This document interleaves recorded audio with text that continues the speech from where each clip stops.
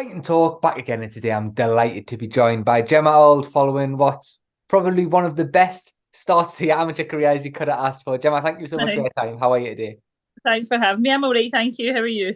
Yeah, I'm really good, thank you. Good. So, let's just dive straight into it. Start your amateur career this year, 4 fights, 2 titles. It couldn't have went much better, really, could it? Not really, no. To be honest, at the beginning of the year, I didn't even know whether I was going to even fight at all this year, and so I couldn't really be any happier with that, to be honest. I know when I Aye, was looking, you've been with Ayrshire Hit Squad for a couple of years now. Why did you yeah. decide this was the year to start fighting? So when I joined the Ayrshire Hit Squad, it was like I had been doing Thai at another gym, and I left there. So see, in 2020, it was like the February of 2020. I joined Ayrshire Hit Squad, and then we had lockdown like a couple of months later. So at that point, I was still doing striking, and I didn't really fancy doing MMA at all. And then by the time the gyms reopened, like after that, which was like another year later, I was kind of convinced to start trying it. So I had only been doing MMA really like 2 years when I fought there, which isn't that long, but I was kind of probably ready to fight a while before that, but I was just so nervous. I just didn't know if I wanted to do it. And I think for me, it was more about knowing if I was like ready, like mentally to do it. That was the kind of main thing. Like, even though like I knew physically I was ready, I'd done loads of jiu-jitsu competitions and inter clubs and stuff, but I just didn't know if I wanted to do it. I was trying to decide whether I thought the amount of nerves like would have been worth it or not. But by the time it came around, I had actually taken like a submission grappling match on a show because I thought that would be like a good kind of practice for it. And then an opportunity came up for a fight during like the time I was training for that, and it ended up falling through. But I had said I would do it, and then it didn't happen, and I was like, "Oh, I'm disappointed." So obviously I want to do it. So it was kind of that made me think it was a like someone had pulled out of a fight, and my coach put me in for it, and then they'd found another opponent, and I was like, I remember thinking, oh, I'm actually gutted. I really wanted to do that, and I thought, obviously, I'm ready for this now. Then, so yeah, and then I got matched on Goliath in June. That was my first one there. So yeah, So if we go to that Goliath fight then against the fellow debutant Ellen Edgar, what were the nerves like? What were the feelings like when you were there? Were you like, oh no, I shouldn't be doing this? Or yeah, what were you feeling like for it? no, to be honest, like not at all. I was nervous. Obviously, I was nervous, but I didn't feel like that at all. I didn't. Loads of people have said that, like, and it's happened to me at other fights. But like, there's people who say like you feel like you don't want to do it right before you go in, but I didn't feel like that. I knew I was ready, and I was like, again, I know this sounds so cheesy, but like in my head, I was like, doesn't matter if I win this fight. Like the fact that I'm doing this to me is like a win because I didn't think I would do it. And I remember like having the conversation loads of times with my coach about it, and then I was just like, I just don't know if I'm ready. And he was like, well, that's fine if you don't want to do it. And I knew deep down I did want to do it, but I was just scared to do it in case I was nervous and didn't like at the time, like you say, thought, oh, I can't do this. But no, the camp was probably like the kind of most nerves I would say was during the camp. I was constantly like nervous I was going to get hurt or I wasn't going to be able to do it or something was going to happen. And I actually got a knee injury like a couple of weeks out of it as well and I had to take like a week off training and stuff. So that was the kind of worst bit. And when I got to the actual day of the fight, I was just like, I was buzzing. I was nervous, but I was like excited nervous. So yeah, and then it obviously went really well, which helped. Yeah, it certainly did. What, a round one submission? You couldn't really ask for much more in your debut. We were you almost a bit like shocked, not sad, obviously the wrong word, but you got in there, you were ready for this, and within the round you were in there, out, job's done, there was over. No, no, that's how my coach felt. I think because he really wanted me to get the experience, but I was like, that is the best thing that could have happened. The quicker I could just get it done, the better. And I was buzzing that I got the first round finished, to be honest. But then I understand, like now having had like some of my fights went like longer, I now realise like why he felt like that because it is important to get that experience. But like, I'm happy to do that. Like that's, I'd love to just get first round submissions every time. That'd be ideal, but it's not going to happen probably anymore. I think now that the two armbars, everybody's kind of caught onto it now. But yeah, You've touched on your team there a couple of times at Ayrshire Hit Squad, and I know Neil Laird's fantastic coach. He's for the who's who as well, especially when he was fighting himself. And the team that he's got as well, I think women's MMA, of course, it's grown in the UK, but still it's few and far between traveling for gyms to get training in. But you seem to have a really nice stable at Ayrshire Hit Squad. And how nice is that for you to have the likes of like Anna Louise Burns, who's fought a fair few times as well? What's that like to have that stable of girls there around with you? Yeah, it's great. So there's only out of the Ayrshire Hit Squad, there only is me and Anna Louise that have had fights. But we have got like a couple other girls who train there as well. But Anna had had like a good few. I think she had 3 fights by the time I had my first one. I think that'll be right. So and then she was fighting on the same show as me when it was my first fight. So it was nice to have her experience. And I think as well for girls, like some of the experience is different. Like, and she was good at supporting me with that, like just how it feels leading up to it and all that kind of thing. And the weight cuts and everything are different. So it is ideal having somebody else that's went through it and even sometimes is going through camps at the same time as me. So that is great to have someone like that to train with. She's a bit smaller than me though, which means I don't do like my rounds or anything with her. So we've got like Katrina King at TFT. I did some rounds with her, and to be honest, I do most of my rounds with boys anyway. We've got there's a boy Lewis Hamilton in our gym who's fights at 57 kilo as well. So he does a lot of my rounds, which is good. So yeah, we have got a brilliant team there, which we're lucky to have. I mean, for Yeah, you, I think when you look at it, it's like you've barely been out of camp this year. Because then what was it? I It's know. like around about 8 weeks later, and you were straight back in on Bungie's Yeah. show, on Holy Town Havoc, got your first belt, got another first round armbar. What was that experience like on that show? Because the hall itself's quite intimidating, isn't it? It's a very small arena. Yeah. I think for me that was the kind of, I would say out of all the four, that's been the kind of most important one to me, because the first one, obviously, I had done quite a lot of jiu-jitsu competitions and had won with quite a lot of arm bars and stuff, but I think getting the armbar in the first round in that one, I felt like, oh, probably it's just a fluke. Like, I've went to my back, I've got an armbar, like, that's not going to happen again. Like, it doesn't necessarily mean like I'm going to be good at this. It's just that's what's happened, and it's that girl's first fight as well, and maybe she's just panicked or whatever. So I didn't really feel that confident after that one.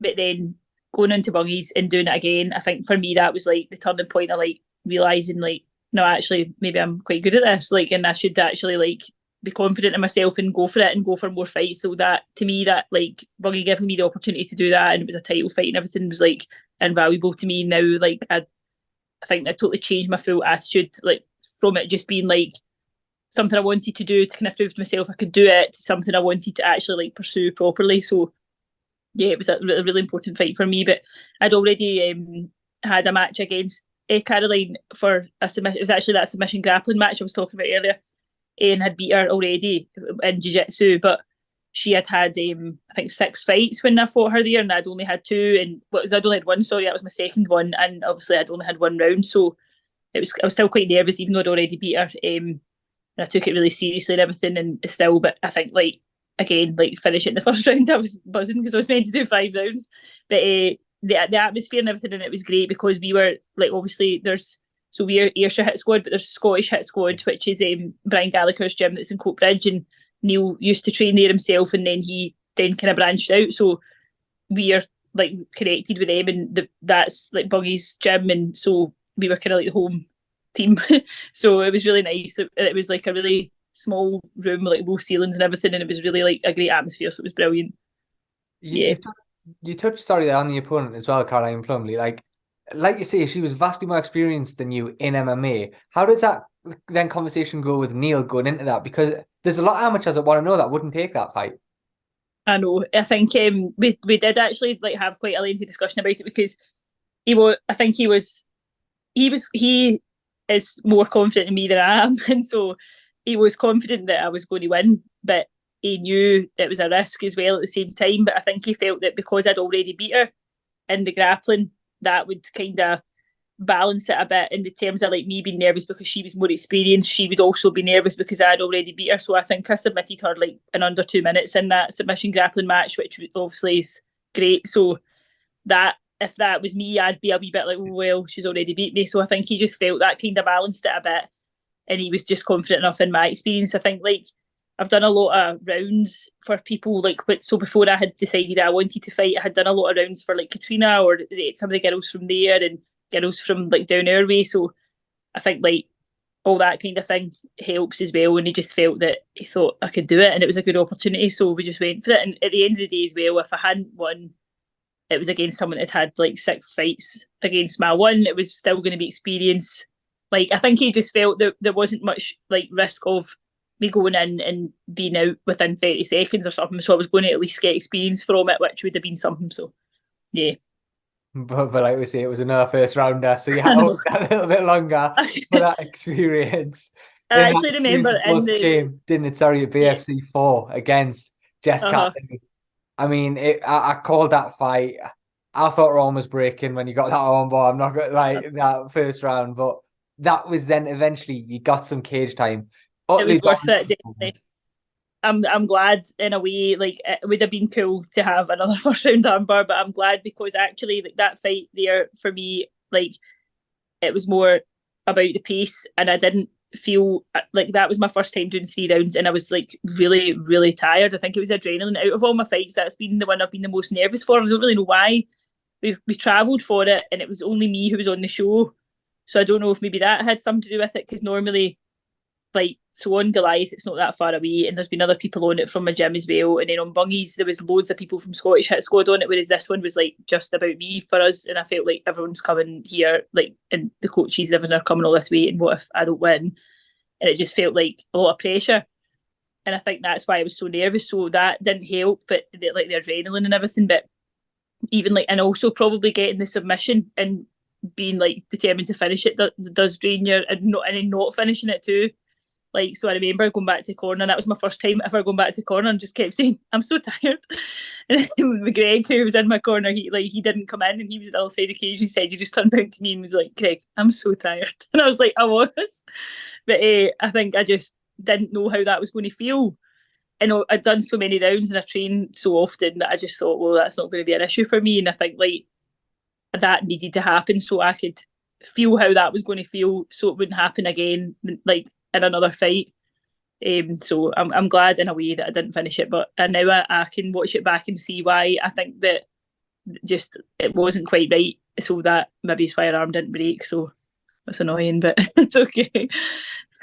It was very close as well. I remember we sort of sitting, me and I think it was Bailey Gilbert, Harry Hoddock at the time, and you could see the elbow starting to go, and we were just waiting. I could feel it like crunching on my hip and everything, but I was like, I'm just going to have to do it. But she was so tough, like so tough. Most people would have tapped to that. I think, like, just even though there's 10 seconds, the risk that your arm might break, like, she was really, really tough. So I'm so grateful that she was tough, because it got me the 3 rounds experience. So yeah. And then I guess having that experience and moving forward into, well, it was then October, then November you fought, wasn't it? In collecting just 2 weeks later. Yeah. Yeah. Like, even that, what's that like? Because do you walk around sort of close to the weight? Because the weight cuts and everything you've got to take into account. I do walk around close to the weight, which is like ideal, but the kind of thing that sort of made it difficult was, I think, like, after the weigh-in, I had to make sure I was refueling properly, and because of that, my weight was a little bit higher than it would usually be walking about for like the first week. So that was, although it ended up being fine, it was kind of in my head like, oh, this is a wee bit heavier than I would normally be. So it was fine. And I did a wee water cut for that one for Goliath, which I thought was preferable to like being straight back into a diet at the day after a weight cut or whatever. So yeah, and Neil's so good with all that stuff to like give us advice on what to do and things. So it's fine. I've luckily never really had an issue with the weight cuts or anything. So find that part, it's like the easy part for me, really.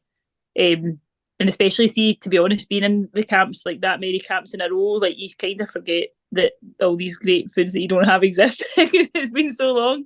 Whereas now I'm like, oh, that would be terrible if I couldn't eat any of this. But yeah, I think for me, really, the 2 weeks apart, what I didn't like about it was, in the lead up to the first fight on BFC, I was so worried about, like, what if I get injured in this fight and then I can't do the other one? And it was hard to like focus on the fight that was in front of me without worrying about the next one to come, and then obviously knowing who my both opponents were and then trying to like prepare for that and stuff. That was quite difficult. And coming out of the fight in BFC, and then I didn't even feel like every other fight when I've won, I've been so happy and like felt amazing the next day, but I didn't feel like that. I just felt like it's not over yet, like as if those 2 fights were won. Yeah. So it was like a weird feeling, and it took me about a week to kind of settle and be like, this is fine, it's just another fight, I'm absolutely fine after the one I've just done, it's not going to be any different. But it was quite a weird feeling. I felt as if I couldn't really enjoy the win, knowing that I had another one so close. I think like if I had had that fight and then took the next one like kind of last minute, like after it would have been totally different. It was like I was still in the cage, like from the fight on BFC, and I was already thinking like I've got another fight in 2 weeks. So I don't know. I would do it again if I needed to, but it wasn't ideal. I think like it didn't give me much time to kind of mentally like reset for the next fight, but it was fine anyway. I still managed to pull it off luckily. But, yeah. Sorry, go on. No, sorry, that was me. That's me. Yeah, so it was back on Goliath. It was another belt, and it was some more valuable cage time as well. So I think it must feel like for you that you've had the best of both worlds. You've got in there and got the quick finishes, know how they feel, and you've also been in there and had to go through a lot of cage time. Yeah, I think the fight I had on Goliath there, that like on kind of paper should have been like my most challenging. So that was the kind of one where so she had 5 fights. She was 3 wins and 2 losses, and obviously by the time I fought her, I was 3 wins. But when we took it, I had only had 2. And even at that, like to me, especially amateur, like even though they're losses, it's still a lot of experience that I didn't have. And so she was like a decent opponent, and she had just had a fight in the summer just there. Which had a TKO, I think, in the second round or something. So she was like, it was out of all the people, because obviously Caroline was more experienced in that, but I had already fought her before and I knew what to expect with her. So it was like the sort of hardest one I've had. And then like with only having the couple of weeks before, that was really nervous and stuff. But I'm always nervous for them all, but especially this. But I think like going in and then so I thought it was 5 rounds as well because it was a title. But then so I had obviously been worried about the pace and things, and then I went in and felt absolutely fine. And after the 3rd round, I felt great. And then Neil came in and picked me up, thinking like, well, we've obviously won, and that's it, finished. And I was like, Neil, remember it's 5 rounds. And he was like, oh my god, so it is. But then we turned around and all the officials had walked in the cage. That's why he was confused. And it turns out like there was some kind of miscommunication in her camp. Like they thought it was 3 rounds, so they just called it after 3. And I was like, class, don't have to do any more. So it was brilliant. But I would have liked to try going the 5 and see how that was, because obviously only for titles it would be 5, and the other one I only got the 1. So I hope if it had went a wee bit like longer, maybe I could have tried to get a finish there too, because I was trying to sort of pace myself and work through things and not tire myself out. I think if I'd known that was the last round, I would maybe have fought a wee bit differently. But it was still a great fight, and I've got so much to take away from it. Like even all the fights, the first and second one's obviously short, but still there was still stuff that I knew. Like even the first fight, we all joke in the gym that I just went out through like a 17-shot combo. I just walked out and was like punch, punch, punch. Because Neil had said to me on the way out, he was like, be first. And I was like, what? He's like, be first, make sure you're first. And I'm like, all right, you've not said this till today. And I was just like, right, I'll just go out and throw all these things, see what happens. So like taking that on board, going into next week, not doing that, and then trying to sort of not just go straight to the armbar thinking these people are going to be prepared for this and whatever. So there's like something from each one. But the last 2, because I've got those, like that's like 6 full rounds I can watch back, and I've watched them all quite a few times and made loads of notes about what I'm going to work on over the next wee while and stuff. So, and Neil's got like a wee plan for me what I need to be looking at. So it's been brilliant having that experience to look back on. I think like it would have been great at the time having more early finishes, but I wouldn't have had as much experience to look back on and like work on for my next things. So it's great. I know as well, I spoke to Bungie just before your BFC fight, and he sent through lots of little things just for my commentary notes. He was like, oh, and she's a school teacher as well. And I just that comes so left field. I wasn't expecting that at all. How do you juggle them too? Because they're 2 very different professions. Yeah, it's hard going, but so I work in a school just like 5 minutes from where I stay, which is ideal, and I've worked there for quite a while, so they're like used to me doing all that too. They're really supportive of it, which is great. But I just try and go in like so the kids are in like 9 to 3, but the rest of our kind of time to get our work done is sort of like up to us. So I go in usually about 7:15 in the morning, and then I can leave like pretty much straight after the kids. I'll leave if I don't have meetings or anything like that. So I'll maybe leave 3:20, can be in the gym for 4, and then that means I can get all my training in at night. But I mean, I don't have much time to just like rest, but it's great having like the holidays and stuff too, because I can get in and train in the mornings and stuff then, which is ideal in the summer and things like that. So it's good. It's difficult to manage, but this year, so the kind of past like 3 or 4 years there, I was working in like, we have like a supported learning centre in the school for kids with like additional support needs. But this year is my first year back in mainstream, and I've got primary 6, which they're like 10. So they have quite like, they understand what I'm talking about and what I'm doing. So they're really interested in it, and like they're always dead excited when they hear I've got fights and stuff. So it's been really nice actually this year being able to talk to them about it and stuff. And there's quite a few of them. We have like a kickboxing gym in the town where I live, and like with kids classes and stuff, and a few of them go there, so they're all really interested in it, which is lovely. I've taken my belts in to show them and things, and they've got the wee pictures with them and stuff, so it's cute. They love it. Where'd you keep your belts? Have you got them on a shelf somewhere, or In the gym, yeah. right. Keep them in the gym. Yeah. Yeah. Finally then, Gemma, it's been a very, very active 2023 for you. What's the plans for 2024? So Neil has said that hopefully he's got a fight for me in March, but he won't tell me what show it's on until a match. He said he doesn't want. He says it's quite a good show, and if he tells me and it doesn't happen, I might be disappointed. So I don't know, but he said he thinks it's hopefully going to be a go. So he's just waiting to hear about a match for that. So that would be good.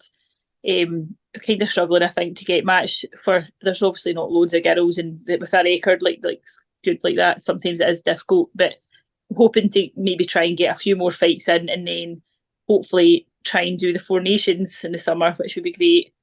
And then see where to go from there. And then just once we run out of fights, look at going pro after that, which is exciting. So see, but I think March it will be, unless Bungie has got his next show in February, so I could do that if we can get a match, but it just depends if there's anybody that wants to do it, and especially with it being in Scotland as well, that probably won't make it any easier. But we'll see. There's lots of girls like on the scene. It's just getting people that are available at the same times, and the records are similar and whatever. So just need to see what I can get. But if not, then the plan is to just get as many as I can, and then hopefully can do the 4 Nations in the summer, which should be great. So yeah.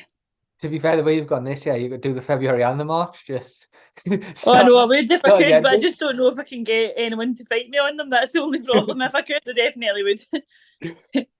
Perfect, Gemma. Look, thank you so much for your time tonight, and yeah, all the best going into next year. Thank you so much, and thanks for having me. Thank you. Thank you. Thanks a lot.